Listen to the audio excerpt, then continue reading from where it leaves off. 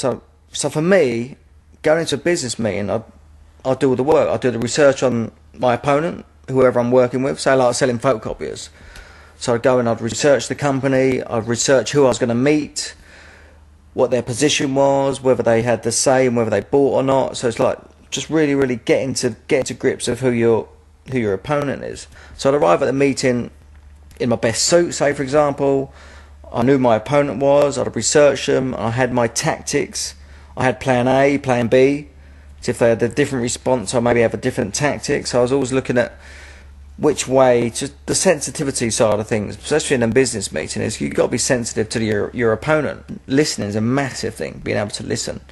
Listening for something. When you're in a business meeting, you want to be listening for something and then reading and instinctively speaking into their listening. So it's creating a safe space for them to want to buy.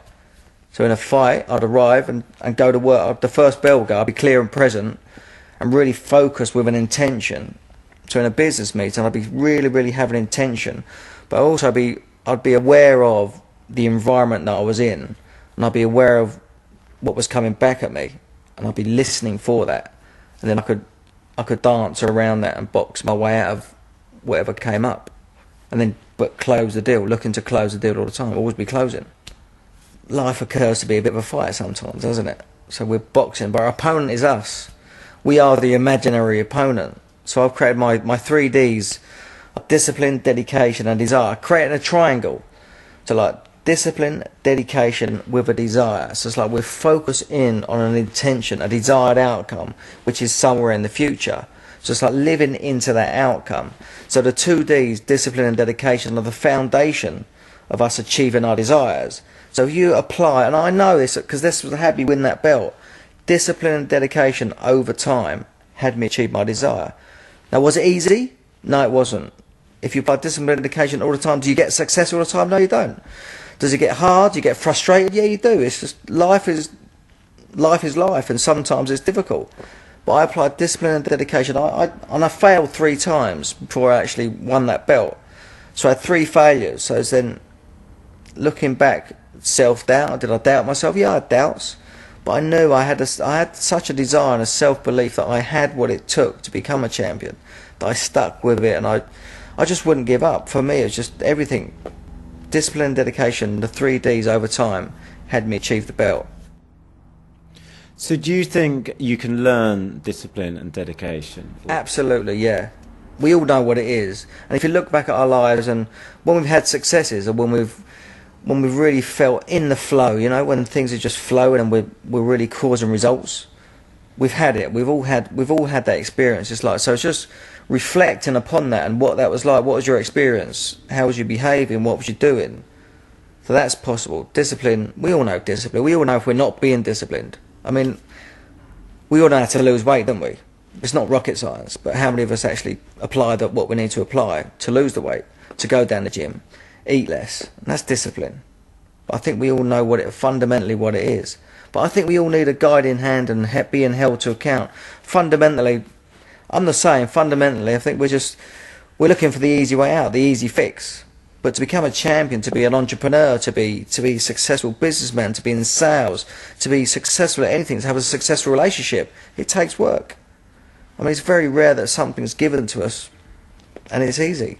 You can't go into a shop and buy a tin of success. Success is what it is to us. And success for me as a boxer was to win the belt. I was so intent in winning that belt. But success for me is completely different. My life has completely changed now. Success for me is not a belt. It's just being fulfilled, satisfied and happy. That is success for me now. So how do I go about getting that? So I started to look at what it was that I thought success was going to be. That was the outcome. And then I worked back and I looked at how I'm going to achieve that. Was the journey as satisfying as the outcome? I think the journey was more satisfying than the outcome, because the outcome was getting the belt, and when I got the belt, it just wasn't what I thought it was going to be. I thought it was going to be everything. You know, like you try and get the car, you want to get the car, you want to get the suit, or you want to get the house, and it's like just trying to get somewhere, and when you get there, it ain't what it is. And I had that. I had the belt, I had the Porsche, the big house. I had the celebrity lifestyle. But I've been in films and I've done all that, the parties, and it just wasn't it. It just wasn't it for me. That wasn't success. But I thought it was at the time. The journey in itself is life. So it's enjoying the journey, enjoying the process of getting to an outcome, but not being too attached. They say, yeah, public speaking and fighting are the two most frightening things. And I've chosen to do them both as a way of making a living. So for me, I prepare, when I go out and speak, maybe I might be going to speak at a conference, there could be hundreds of people there. And I prepare myself exactly the same way that I prepare myself for a fight. And I'd visualise the thing again, I'd visualise the outcome of my speech and how it would go. And I'm committed to excellence, I call it being committed to excellence. So I would go to a speech and I would record it. I have a voice recorder and I also got somebody videoing it. So then I go back and I look at it and I learn and discover what I can add in, what was missing, what I could do better next time. So if I'm doing that over time, I build up a back catalogue of speeches that I've done so that I can go and look at and refine it, define it, reflect upon it and look at how I can make it better. That's being committed to excellence. And I used to do that as a fighter. Now as I was training for a fight, my dad would come down the gym, he would video all the sparring, then I'd go home and watch the sparring. So I'd look at what was missing. Now when I say what's missing, I don't mean what's wrong. What's missing, if that were present, would make a difference. So I'm looking at adding things into my performance all the time, as a fighter, as a speaker, and as a person. Always looking at what's missing, what I could add. So when I go and speak, I have an intention that people get value, that people get something that they can take away and use in their lives. So I go in with that context. So that's important to me. Context is decisive. So it's looking at creating for people in my speaking that they get something of value that they can take away and use in their lives. Because when I speak, I share my extraordinary achievements about winning this belt, but also share my failings, my weaknesses, my insecurities. I've made lots of mistakes. I mean, that's life. I've made things, I've done things I wish I hadn't have done, and I share about them. And it's acknowledging those mistakes and being responsible. I mean, before, I just didn't want to be responsible. Those mistakes that I've made, I just wanted to brush them under the carpet and just forget about them, you know, like we do. But it's having the courage to stand up and go, yeah, I made a mistake. It's okay, and it's just leaving that mistake in the past. It's like the past is the past. But the trouble is we carry the past around with us. All those mistakes, all that baggage, we tend to carry that around with us like it's a big sack full of bricks, and we just carry that around with us. And it's just like so much stuff from the past is in our present and in our future. It's like letting go, acknowledging your past, and just not being a victim. Because that's one of the things that holds us back, our past. And just being a victim of our circumstances. Because we're all trying to change our circumstances. But it ain't the circumstances in our lives, it's us. We need to change. It's how we look at our circumstances. That's what's going to make the difference. And for a person to be a success in whatever they choose to do, I think that's key. And it's never too late to leave your past behind. It's never too late. It's never too late. It's what you want to create in your future. All we have is now. It's like really being present to the power of now.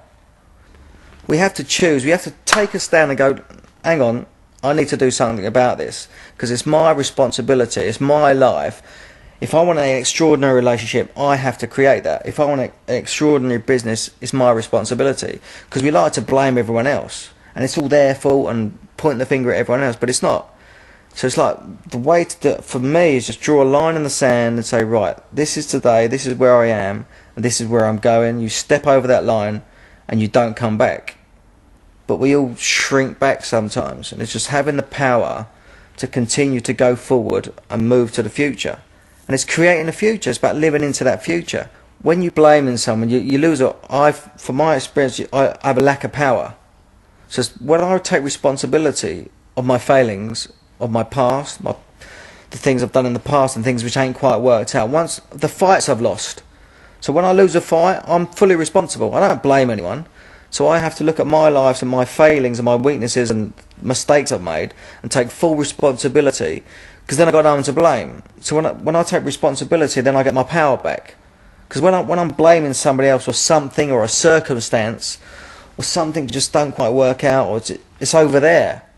But it's not here, but it's over here.